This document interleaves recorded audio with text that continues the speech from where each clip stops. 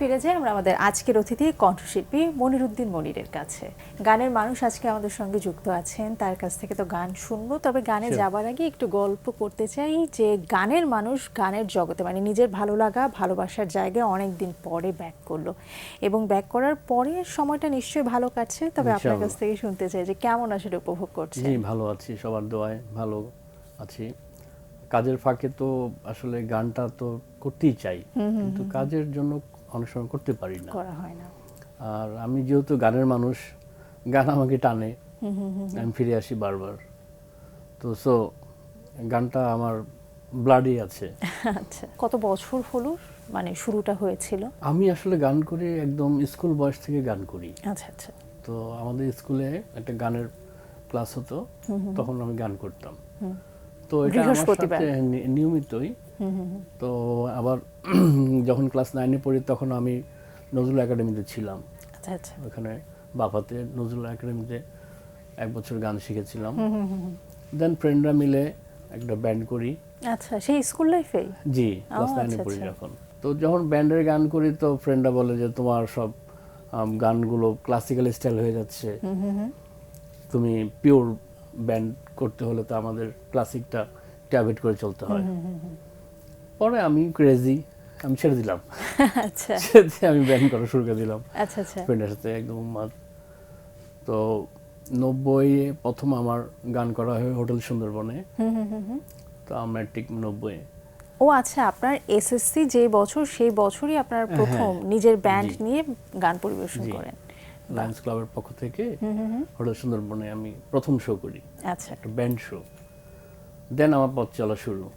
বাহ। বিভিন্ন college, university, তারপরে পাড়া মহল্লায়, হোটেল, সব জায়গায় যত ধরনের প্রোগ্রাম সব জায়গায় গান করি। আমার প্রথম অ্যালবাম বের হয়েছে আপনার ডন প্রোডাকশন থেকে 1993 সালে। আচ্ছা।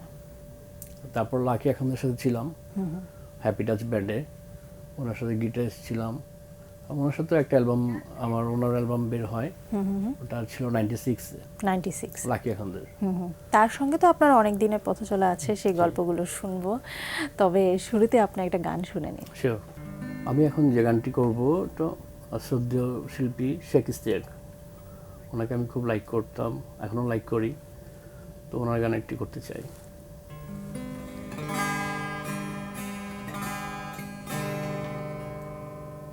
এলেই যদি কেন চলে যাবে এখন, ও তুমি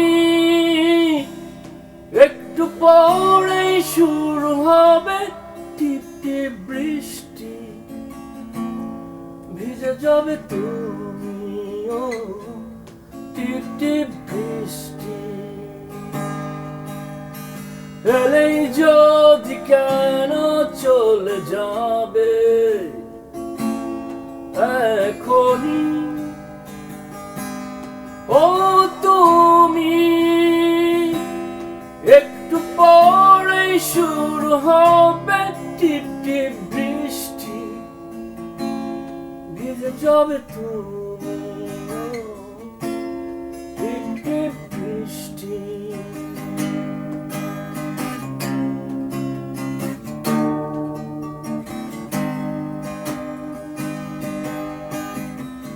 যেতে যেতে বহু দূরে চলে গেলে তুমি, আসি আসি বলে তুমি কত দেবে ফাঁকি।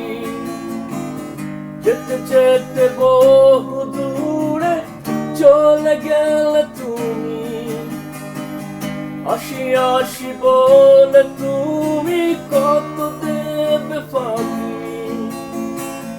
যেও না এই অবেলায় দূরে কোনো অজানায়, যেও না এই অবেলায় দূরে কোনো অজানায়, যেখানে আমি নাই। এলেই যদি কেন চলে যাবে এখনই, ও তুমি একটু পর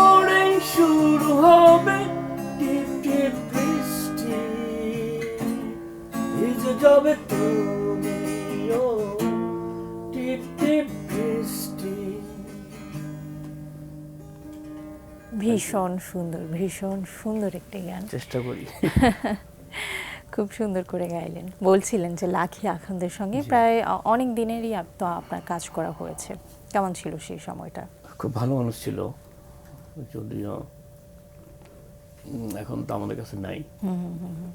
হি ওয়াজ এ গুড ম্যান। দীর্ঘ পথ চলায় অনেক কিছুই আসলে দেখেছেন, অনেক চড়াই উতরাই পার করতে হয়েছে। জি। দীর্ঘ সময় আবার বিরতিও নিয়েছিলেন। বিরতিটা আসলে কেন বা কখন নেওয়া হয়েছিল? আসলে আমাদের কি হয়, মানে হঠাৎ করে মিউজিক ইন্ডাস্ট্রি ফ্লপ করে। ফ্লপ বলতে আপনার ক্যাসেট মার্কেট এগুলো স্টপ হয়ে যায় সবকিছু। এটা কি 2000 সালের শুরুর দিকটায়? জি। আচ্ছা আচ্ছা। তখন আমাদের অনেক ইন্ডাস্ট্রির অনেক শিল্পীরা বিচ্ছিন্ন হয়ে যায় গান থেকে, তো আমি তাদের মধ্যে একজন।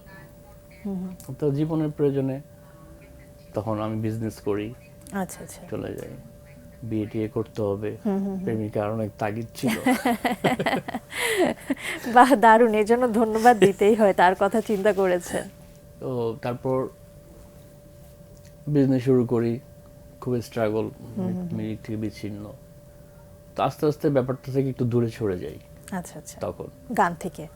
যে গান থেকে। কিন্তু গান হোম প্র্যাকটিস যেটা, ওটা কিন্তু আমার সাথে থাকে, ওটা আমি করি অলওয়েজ। নিজের তো আপনার বেশ কিছু মৌলিক গান রয়েছে, জি। সেই মৌলিক গানগুলো কি সেই শুরুর দিকে করেছিলেন, আর্লি পিরিয়ডে নাকি হ্যাঁ, পরবর্তীতে? একদম। আমি ওই যে 90s-এই প্রথম দিকেই আমার ফার্স্ট যে অ্যালবামটা রিলিজ হলো ডন প্রোডাকশন থেকে, ওটা আমারই সব ম্যাক্সিমাম গান ছিল। আচ্ছা, নাম কি ছিল আমার শুরু করা অ্যালবামটা? ওটা, অ্যালবামের নাম ছিল বৃষ্টি। বৃষ্টি। হ্যাঁ। আচ্ছা বৃষ্টি অ্যালবাম ছিল। তো ওইখানে 7-8টা গান আমার নিজের টিউন করা ছিল বাহ। শুরু করা।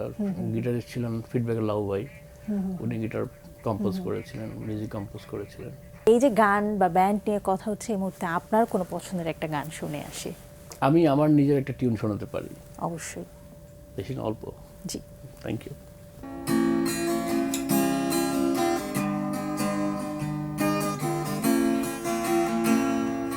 মন পাখি তুই চইলা গেলি আর তো আইলি না, মন পাখি তুই চইলা গেলি আর তো আইলি না, তোর কতবার ডাকছি আমি ফিরা চাইলি না, তোর কতবার ডাকছি আমি ফিরা চাইলি না, মন পাখি তুই চইলা গেলি আর তো আইলি না, মন পাখি তুই চইলা গেলি আর তো আইলি না, তোর কতবার ডাকছি আমি ফিরা চাইলি না, তোর কতবার ডাকছি আমি ফিরা চাইলি না।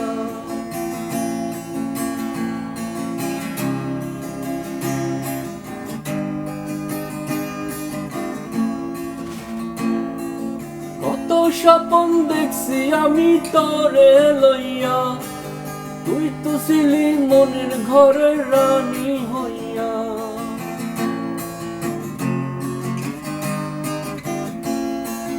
কত স্বপন দেখছি আমি তোরে লইয়া, তুই তো ছিলি মনের ঘরের রানী হইয়া, তোর কতবার ডাকছি আমি ফিরা চাইলি না, তোর কতবার ডাকছি আমি ফিরা চাইলি না, মন পাখি তুই চইলা গেলি আর তো আইলি না, মন পাখি তুই চইলা গেলি আর তো আইলি না, তোর কতবার ডাকছি আমি ফিরা চাইলি না, তোর কতবার ডাকছি আমি ফিরা চাইলি না। বাহ, ভীষণ সুন্দর। কেন যেন মনে হচ্ছিল যে 90-এর আবহটা পেলাম এই মুহূর্তে 26-এ বসে। ভীষণ সুন্দর। গানের প্রতি আবারও পুরোদমে ফিরে এসেছেন বলা যায়, কিন্তু এখন না আবহটা একটু চেঞ্জ হয়েছে। যেমনটা আসলে 90-এর দশকে ছিল, আমরা শুধু একটাই টেলিভিশন ছিল, বিটিভির পর্দা আমরা দেখার জন্য পাগল হয়ে যেতাম, এবং তখন আসলে ক্যাসেট বা সিডি প্লেয়ার আমরা কিনতাম। এখন যেটা হয় যে ইউটিউব ভিত্তিক গানগুলো রিলিজ দেওয়া হয়, এবং প্রত্যেকটা গানের সঙ্গে মিউজিক ভিডিও, আমরা বলে থাকি যে একদমই প্রধান আকর্ষণ, মিউজিক ভিডিও করতেই হয় বা বানাতেই হয়। এখন যে নতুনত্ব, এটার সঙ্গে আসলে কি পরিমাণ আপনারা আসলে খাপ খাইয়ে নিতে হচ্ছে, কতটুকু চ্যালেঞ্জের মুখোমুখি হচ্ছেন? চ্যালেঞ্জ আসলে কি, আমাদের যে রিয়েল যে মিউজিকটা, রিয়েল যে একটা মানে মিউজিক যে লাভ, মানে একটা সাধনা, এটা এখনকার মানুষরা খুব একটা করে না, খুব ইজিলি তারা মেক করতেছে। আচ্ছা আচ্ছা। কিন্তু আমরা যেটা করতাম মানে একটা গান বানানোর আগে খুব চিন্তা করতাম ফিলিংসটা কিরকম হবে, লিরিক্স, সুর সবকিছু চিন্তা করতাম, এবং যে গাবে সে কি ওটা পারফেক্টলি গাইতে পারবে কিনা সবকিছু চিন্তা করতাম। এখন তো আপনি চাইলে একটা ক্যাসেট বের করতে পারবেন, আমরা অটো টিউন সম্পর্কে সবাই জানি। আপনি গান গাবেন, বেসুরা গেলে ওটাকে কম্পিউটারে ছকে ফেলে সুরের মধ্যে নিয়ে আউট করে দিবে, নেন আপনি সিঙ্গার। এই হচ্ছে এখন অবস্থা। সবারই ভালোবাসে আপনি আবারও ফিরে এসেছেন, অসংখ্য ধন্যবাদ আজকে আমাদের সঙ্গে যুক্ত হওয়ার জন্য। খুবই ভালো লাগলো এবং প্রত্যাশা রাখবো যে আপনার এই গানটা আপনি আবারও নতুন একদম পুরো দমে শুরু করেন। অবশ্যই আপনার শেষ গান শুনবো, তবে তার আগে আমি একটু দর্শকদের কাছ থেকে বিদায় নিয়ে আসি। প্রিয় দর্শক, এতক্ষণ কথা হচ্ছিল অতিথির সঙ্গে, এবার সময় হলো বিদায় নেবার। আমাদের অনুষ্ঠান সম্পর্কে আপনার যে কোনো মতামত এবং পরামর্শ জানাতে লিখুন এই ঠিকানায়। প্রযোজক দিন প্রতিদিন, বাংলা ভিশন, নূর টাওয়ার, 110 বীর উত্তম সিয়াদ দত্ত রোড, ঢাকা 1205। আমাদেরকে ফোন করতে পারেন 96320304 এই নাম্বারে। আমাদের ইমেল অ্যাড্রেস dinprotidin@banglavision.tv। গ্রিক দার্শনিক জেনোর একটি উক্তি বলে বিদায় নেব আজ। তিনি বলেছেন, জীবনের জন্য হচ্ছে প্রকৃতির সাথে খাপ খাইয়ে চলা। প্রিয় দর্শক, সবাই ভালো থাকুন, সুস্থ এবং সুন্দর থাকুন। আজ সারাদিন সবার জন্য শুভ এবং কল্যাণময় হোক। এবারে গান। বাংলা মিশনকে ধন্যবাদ আমাকে আজকে এখানে আমন্ত্রণ করার জন্য। সবাই দোয়া রাখবেন আমার জন্য, আর চাই সুন্দর গান হোক, সবাই সুন্দর সুন্দর গান করুক, এটাই চাই। তো আমি আমার একটা পছন্দের গান গেয়ে শেষ করব।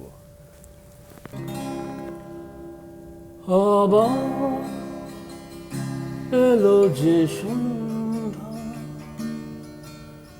শুধু দুজনে,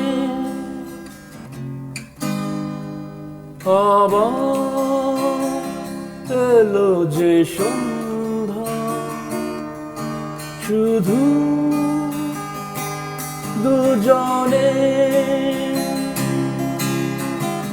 চলো না ঘুরে আসি অজানাতে, যেখানে নদী এসে থেমে গেছে। আবার এলো যে সন্ধ্যা, শুধু দুজনে,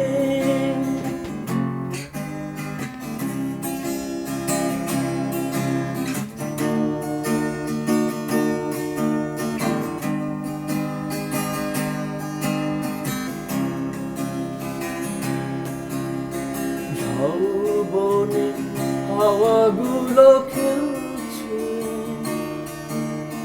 সাঁওতালি মেঘগুলো চলছে, কাল্লা শাড়িগুলো উড়ছে, তার সাথে মন মোর দুলছে। ভাবি শুধু এখানে থাকবো, ফিরে যেতে মন নাহি চাইছে। ভাবি শুধু এখানে থাকবো, ফিরে যেতে মন নাহি চাইছে। চলো না ঘুরে আসি অজানাতে, যেখানে নদী এসে